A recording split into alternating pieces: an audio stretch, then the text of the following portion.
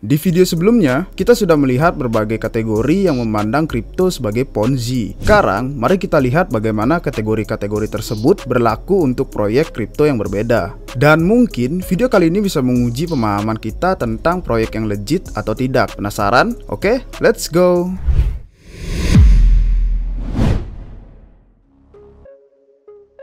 Proyek sekarat, di mana hanya investor awal yang menghasilkan uang. Gimana kalau kalian punya bisnis yang tidak berkelanjutan dan hanya beberapa orang yang cuan, tapi kemudian nilainya turun drastis? WeWork adalah contoh yang tepat untuk kasus ini.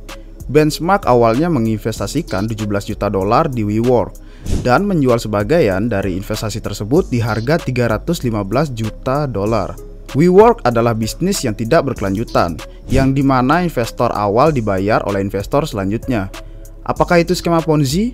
Meski mirip, sepertinya tidak sama, karena ada bisnis nyata yang digarap dan berusaha mencapai titik keberlanjutan. Jadi, investor awal yang berhasil cuan belum tentu Ponzi. Untuk bisa dibilang Ponzi, perlu ada bisnis yang dibuat-buat, atau malah tidak ada bisnisnya. Hal ini berlaku untuk banyak startup teknologi. Mereka mengumpulkan uang untuk tujuan besar yang ingin dicapai, dan investor awal hanya perlu investor selanjutnya untuk ikutan masuk. Jadi, apakah semua startup teknologi bisa dianggap Ponzi atau tulip? Mungkin saja mereka itu tulip, tapi jelas bukan Ponzi, hanya saja sekarat. Sekarang, bagaimana dengan proyek kripto? Ada banyak proyek kripto yang diluncurkan, dibeli oleh investor awal melalui siklus hype, lalu turun 80 hingga 90% atau lebih, dan tidak pernah pulih menuju level all-time high-nya lagi. Investor yang jual di pucuk bisa menghasilkan uang kalau orang-orang nanti masuk beli koin atau token mereka. Apakah proyek kripto seperti itu Ponzi? Sekali lagi, kami pikir kita harus melihat bisnis di balik masing-masing proyek. Solana turun 85% dari level all-time high-nya. Dan beberapa investor cuan luar biasa saat beli di harga 3 dolar dan dijual di pucuk. Tapi, bukan berarti Solana adalah Ponzi atau project pump and dump. Solana sedang membangun produk nyata dengan pengguna yang membutuhkan koin Sol untuk utilitasnya. Ya, meskipun jumlah permintaannya lebih sedikit daripada yang dikeluarkan sebagai imbalan staking Bitcoin dan Ethereum. Di mana posisi Bitcoin dan Ethereum, kritikus terkadang menyebut keduanya skema Ponzi, tapi itu kurang masuk di akal. Bitcoin dan Ethereum bukan bisnis palsu yang dioperasikan untuk mempengaruhi investor. Arus kas juga berasal dari banyak sumber, selain dari dana investor baru. Bitcoin mungkin bisa dipandang sebagai kategori tulip atau bisnis yang sekarat. Belum banyak hal yang bisa kita lakukan dengan Bitcoin.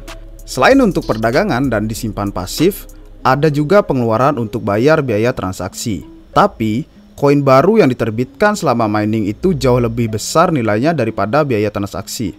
Artinya, sejauh ini jaringan Bitcoin masih bergantung pada subsidi koin BTC yang baru dicetak. Nanti kalau biaya transaksi bisa cukup tinggi untuk membantu miners yang lanjut tanpa imbalan, barulah Bitcoin menjadi bisnis yang hidup. Sampai detik ini kita belum sampai di tahap itu. Ethereum saat ini adalah bisnis yang sekarat juga. Memang ada lebih banyak utilitas dari koin Ether selain untuk bayar biaya gas. Tapi, koin baru yang diterbitkan untuk hadiah mining juga merupakan subsidi jaringan seperti Bitcoin. Setidaknya saat ini seperti itu.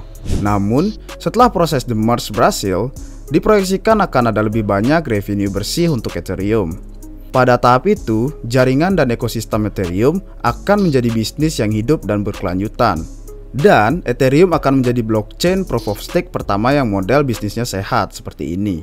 Karena mayoritas blockchain kompetitor bergantung pada investor yang bakar uang untuk memberi insentif. Intinya, dalam kasus Bitcoin dan Ethereum, tidak ada argumen Ponzi yang masuk akal. Game play to earn. Bagaimana dengan game play to earn dengan putaran inflasi seperti Axie Infinity atau Stephen? Kritik terbesar Stephen adalah program mereka akan menciptakan inflasi yang tak terkendali, yang pada akhirnya akan menurunkan nilai sepatu Cats dan token. Kami juga berpendapat bahwa token GMT sangat mahal dan tidak memiliki arus kas atau pendapatan yang sehat. Jadi nilainya termasuk overvalue hanya karena sensasi orang-orang. Game Stephen sendiri merupakan bisnis yang sekarat. Tapi apakah itu juga Ponzi? Well, ini kasus yang aneh, karena sebenarnya tidak ada bisnis di luar game itu sendiri. Jelas ada beberapa pekerjaan gaming seperti yang kita lihat dari semua games tradisional, yang mengembangkan ekonomi pasarnya sendiri. Lihat saja tim e-sport di luar sana. Jadi, nilai di dalam game ini bukan berarti bisnisnya tidak nyata. Memang ada hal yang sangat berbeda antara sepatu kets digital versus sepatu kets asli. Tapi kalau orang-orang tertarik dan mau beli sepatu kets digital, berarti mereka menghargai itu. Game ini tidak benar-benar sekarat, karena mereka tidak bakar uang untuk memberikan banyak bonus gratis untuk mendorong aktivitas. Orang-orang menawar harga tinggi karena mereka ingin bermain lebih banyak. Meskipun motivasinya uang juga sih, yang kalau berhenti minatnya juga akan mati. Jadi, Stephen lebih mirip dengan model Tulip, di mana harganya didorong spekulasi tentang utilitas sepatu kets digital. Mungkin Tulip sekarat adalah istilah yang terbaik di sini, right? Kenapa bukan skema piramida? Kalian tidak untung dari merekrut orang ke dalam game. Kecuali dengan memberikan kode aktivasi, kalian mendapatkan 10% komisi dari mereka. Ya, baru bisa dibilang proyek ini adalah skema piramida. Terus, apa intinya? Kita bisa melakukan latihan ini untuk sejumlah proyek kripto. Mungkin tampak membosankan dan sedikit bertele-tele, tapi kami rasa ini akan membantu kalian dalam riset mandiri. Ini menjadi cara utama kami dalam menganalisis proyek kripto, untuk melihat apakah punya potensi di masa depan. Berikut beberapa pertanyaan yang harus kalian ingat ketika sedang riset suatu proyek. Yang pertama, apakah proyek ini memiliki utilitas yang nyata atau tidak? Yang kedua, apakah ada cara untuk menghasilkan arus kas bersih dari penggunaannya? Kalau tidak, dari mana sumber uangnya berasal? Yang ketiga, apakah proyek itu hanya tulip, yaitu tempat orang berspekulasi? Atau proyek itu semacam skema Ponzi atau piramida? Dan kalau ada arus kas nyata, apakah proyeknya hidup atau sekarat? Yang keempat, apakah mereka harus bakar uang untuk memberi insentif kepada orang-orang? Atau apakah sumber revenue mereka terjadi bahkan tanpa insentif? Bagi kami, inilah cara melihat proyek yang model bisnisnya sehat dan mungkin bertahan melewati bear market. Valuasi Yearn Finance telah mengalami penurunan yang brutal, tapi bisnis mereka tampaknya sangat solid. MakerDAO adalah salah satu contoh bagus lainnya. Harga tokennya terbilang buruk, tapi bisnis mereka sangat sehat. Ada beberapa produk atau aplikasi lain yang juga mapan. Namun, kalau membahas jaringan atau ekosistem layer 1, yang mana yang bisa transisi dari sekarat menjadi hidup, kalau the merge Ethereum berjalan sesuai rencana, dan permintaan gas tetap konsisten, maka Ether akan bersifat deflasi dan menjadi bisnis dengan arus kas yang solid. Bisakah jaringan lain melakukan hal serupa? Sangat mudah untuk memojokkan Solana yang tampak mustahil menarik aktivitas blockchain yang cukup untuk berlanjut sehat.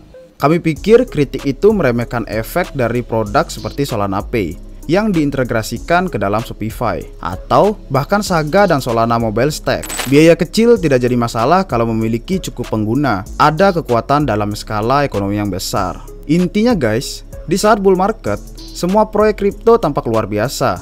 Tapi sekarang, setelah kita sadar, melihat proyek lewat kacamata ini dapat membantu memisahkan proyek yang sehat dan yang buruk. Jadi semoga video kami bermanfaat dan bisa membantu kalian dalam hal riset. Jangan lupa kasih jempolnya kalau kalian suka, dan subscribe biar nggak ketinggalan video terbaru kami. Terima kasih sudah nonton sampai akhir, sampai jumpa di video berikutnya. Cheers! Hai guys! Jangan berhenti sekarang. Kalau kalian baru di dunia kripto atau udah berpengalaman tapi masih mau mendalami dunia kripto, kami punya bantuan dan informasi yang bisa kalian temukan dengan menjadi anggota Republik Rupiah. Nah, dengan menjadi anggota RR, kalian akan mendapatkan rangkuman dan komentar pasar, update portofolio tim RR, kemudian riset koin dan token kripto, peluang airdrop, ICO, DeFi, dan NFT, ada video tutorial dan kursus, serta akses ke perpustakaan dan alat riset kami. Nah, kalian dapat menemukan semua harga dan informasi untuk link pendaftaran di deskripsi video di bawah ini. Nah, di website republikrupiah.com kami juga punya artikel berita gratis, blog gratis, dan link ke semua video YouTube kami. Di sana kalian juga bisa temukan merchandise yang kami jual, yang biasanya dipakai sama David itu. Nah, perlu diingat bahwa setiap konten yang kami buat bertujuan untuk edukasi dan juga hiburan. Jadi buat kalian yang membutuhkan saran investasi maupun nasihat keuangan, silahkan hubungi seseorang penasehat keuangan. Sampai jumpa di episode selanjutnya. Bye!